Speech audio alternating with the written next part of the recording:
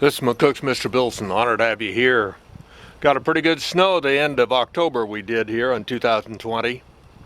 Absolutely. With that in mind though, I picked up a new product, so I'd like to talk to you about it. It's a sencer. This is the base that would be in the house. And I just want to know who's coming in on my driveway. Just who's coming, and I set it high enough so it doesn't get triggered by dogs or cats. It's got to be a person walking by or a car pulling into my driveway. Just a little bit of extra security, if you will. And it's pretty effective, I'm here to tell you. Because anybody walking through here,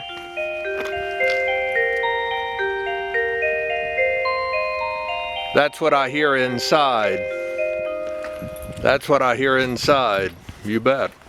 And I am just testing it out to see how well it works. But if we look over here out back, that's what you hear in the back one.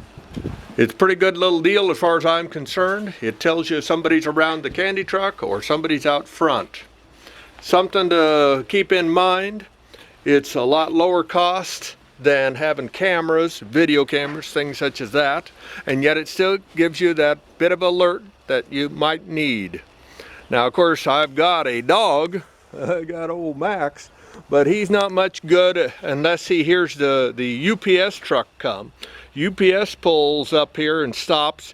He automatically starts barking and wants outside because he knows that UPS man is going to play frisbee with him. Because there's usually one laying out in the front yard, and as soon as the dog runs out there, he grabs it and takes it over to him for the UPS man to throw. Yeah. But other than that, he really don't bark at anybody until you get to the door. Then he'll let us know somebody's there. And I'd like to know just a little bit before that, if you don't mind. And so needless to say, I think it's worth owning. Less than a $50 bill, something you ought to consider. I've just got 2 sensors, but it can take up to 4. I could buy 2 more anytime I want.